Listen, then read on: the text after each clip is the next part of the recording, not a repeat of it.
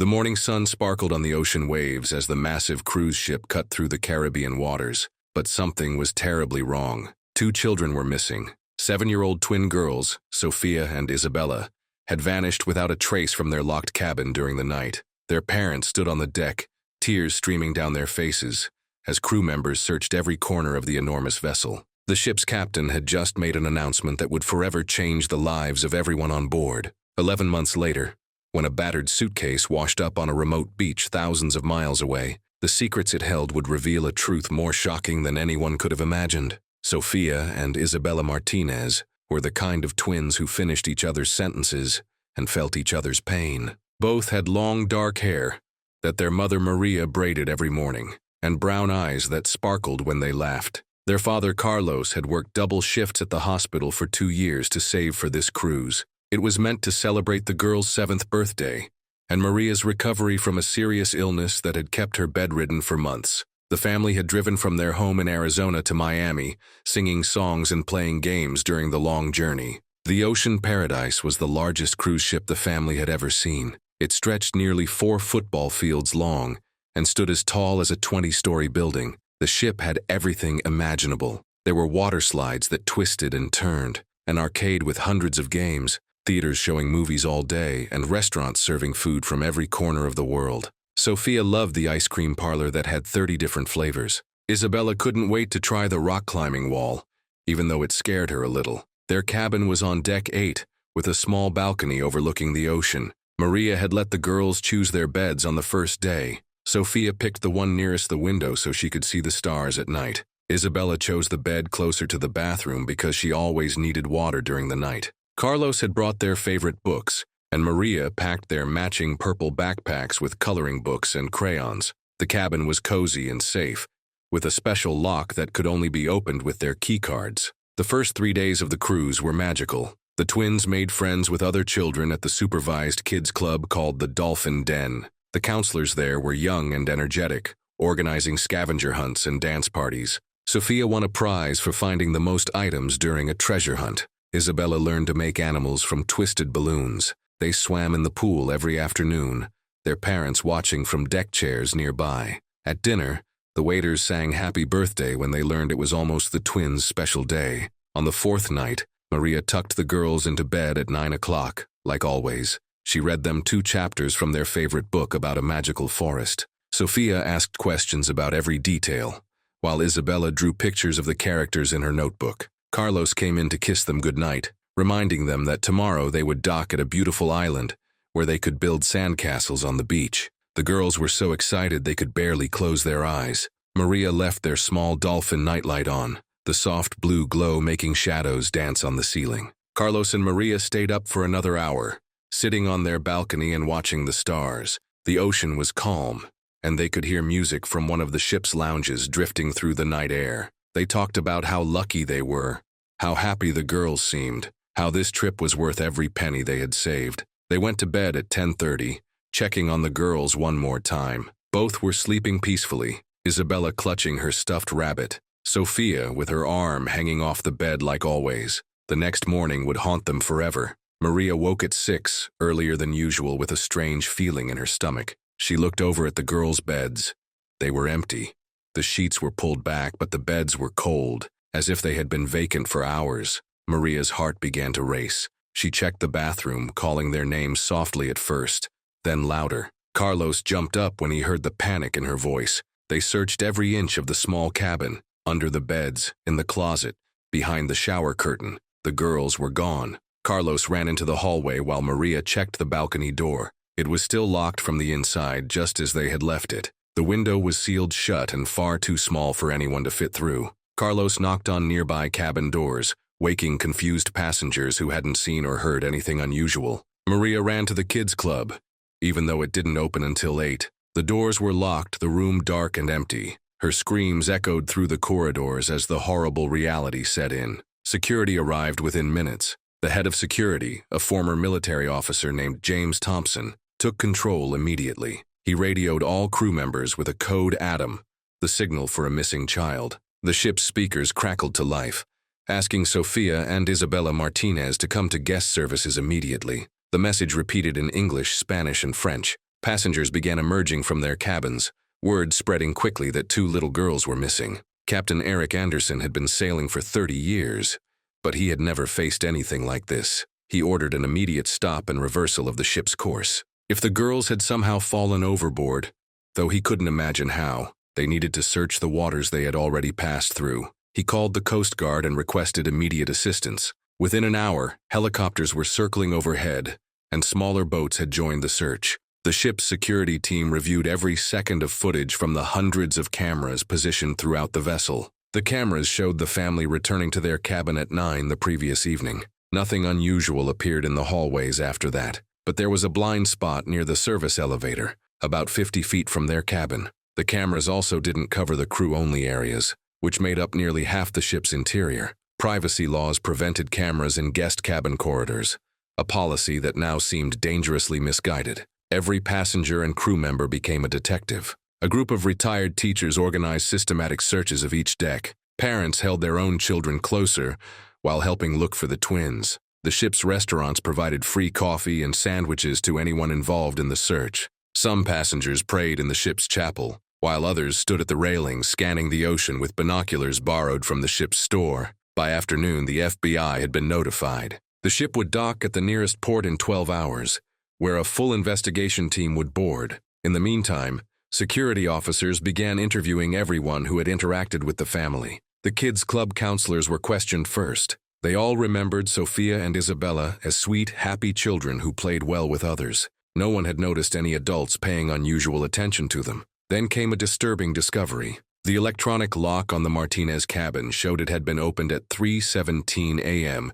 using a master keycard. Only certain crew members had such cards. The list included housekeeping supervisors, security personnel, and maintenance chiefs. There were 43 people with this level of access. Each would need to be investigated thoroughly, but one name stood out immediately. Robert Chen was a maintenance supervisor who had been employed by the cruise line for 3 years. His background check had been clean when he was hired, but when investigators dug deeper, they found something troubling. Robert Chen wasn't his real name. He was actually Robert Chandler, and 5 years ago in California, he had been a person of interest in the disappearance of a young girl from a shopping mall. Charges were never filed due to lack of evidence, but he had changed his name and moved across the country shortly after. When security went to find Robert, his roommate said he hadn't seen him since the previous afternoon. His bed hadn't been slept in. His uniforms were gone, along with his personal belongings. A search of the crew quarters found nothing. But then a young housekeeper came forward with information. She had seen Robert in a crew-only storage area around 3 in the morning, pushing a large laundry cart. She thought it was odd but didn't report it because supervisors often worked strange hours. The storage area was a maze of rooms filled with supplies for the ship's operations. Security searched every inch, looking for any sign of the girls. In a room used to store old furniture, they found something that made their blood run cold. 2 small pairs of shoes.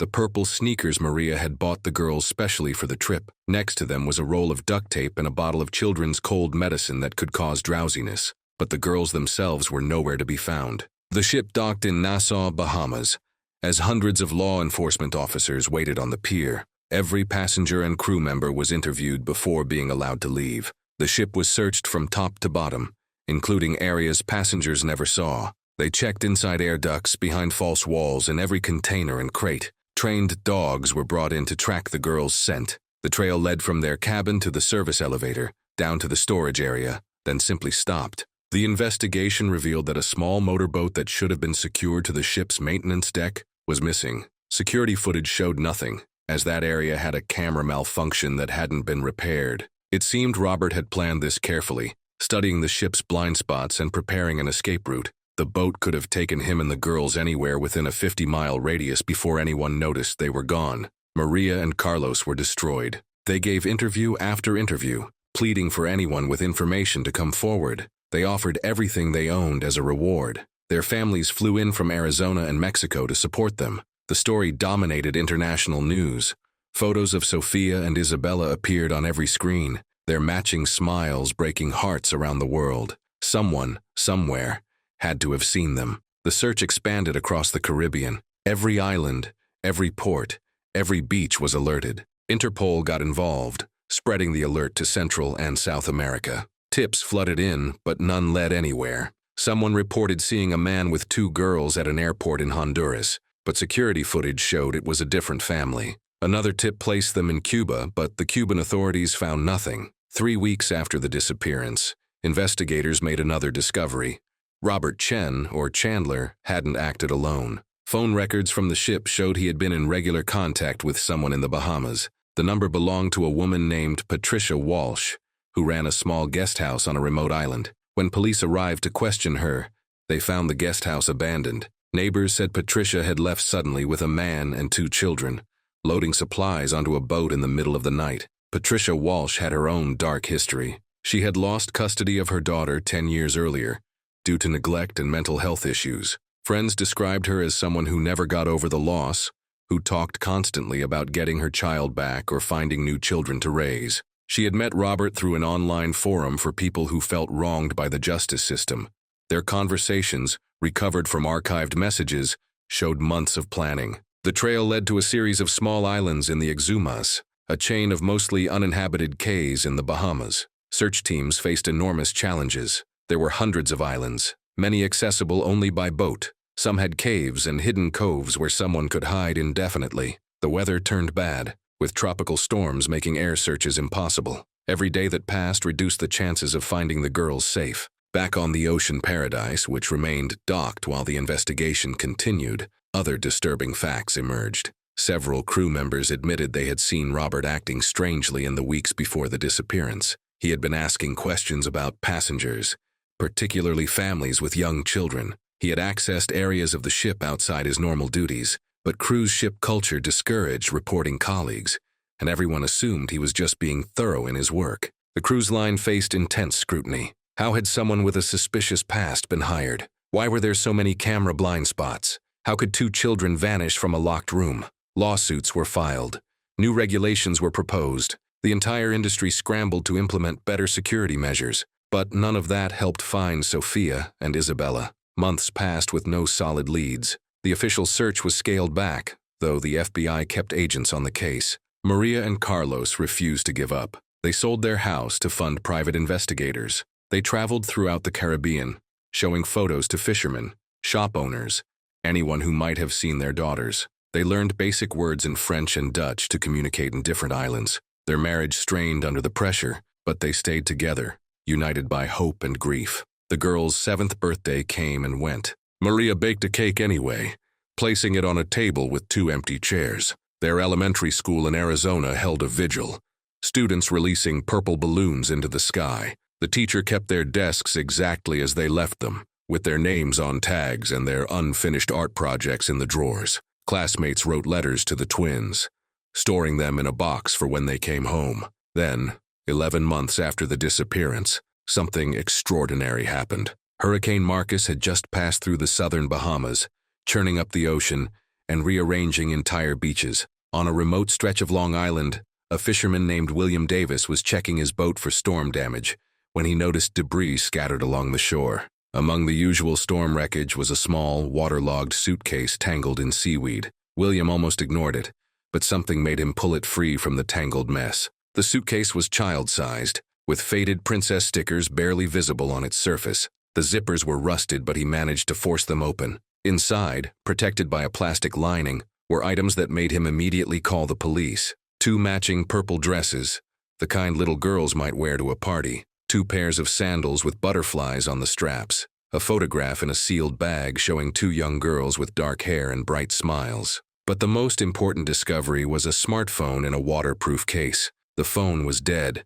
but when police technicians managed to power it up, they found videos that changed everything. The videos showed Sophia and Isabella alive, dated 2 weeks after their disappearance. They were in what looked like a beach house playing with toys but looking confused and sad. In one video, Sophia asked when they could go home to Mommy and Daddy. A woman's voice, presumably Patricia Walsh, told them their parents had sent them on a special vacation. The videos provided crucial clues. Through the window in one shot, investigators could see a distinctive red and white lighthouse. Marine experts identified it as the Hog Cay Lighthouse, on a remote island in the Ragged Island chain. The area was isolated, with only a few hundred residents spread across several islands. It was the perfect place to hide. Storm patterns suggested the suitcase had been in the water for months, possibly thrown overboard or washed away during an earlier storm. A massive operation was launched immediately. Coast Guard vessels surrounded the ragged islands. FBI tactical teams prepared to search every structure.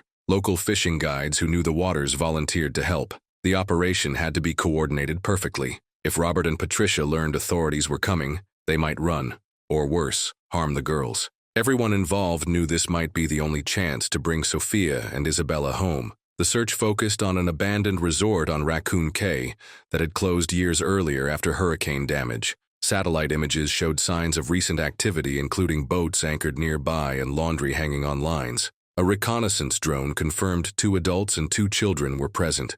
The children appeared to be the right size and age. After 11 months, investigators finally had a solid target. The raid was planned for dawn when the suspects would likely be sleeping. Teams approached from multiple directions to prevent escape. As boats surrounded the island, agents used thermal imaging to track movement inside the building. They could see 4 heat signatures, 2 small ones in one room, 2 adults in another. The children appeared to be alone, which would make the operation safer. The teams moved in silently. Within seconds, they had breached the doors and windows. Robert Chandler was caught completely off guard, still in bed when agents burst in. He surrendered immediately, seeming almost relieved to be caught. Patricia Walsh tried to run but was quickly apprehended. She screamed about her babies, claiming the girls belonged to her. Neither suspect was armed, and both were taken into custody without violence. In a small bedroom decorated with handmade drawings and seashell crafts, agents found Sophia and Isabella. The girls were thin and scared but physically unharmed. They didn't recognize the agents as rescuers at first. For months, they had been told their parents didn't want them anymore, that Patricia was their new mother, and Robert, their new father. They had been homeschooled from old textbooks, allowed to play on the beach but never to go near boats or other people. The psychological manipulation had been extensive. The girls had been told their parents had died in an accident, then later that their parents had given them away. They were punished if they cried for their mother and rewarded when they called Patricia Mama. Their names had been changed to Emma and Emily. Their hair had been cut short and dyed blonde, but despite all this, they still remembered their real names, their real parents, their real home. The reunion was arranged carefully.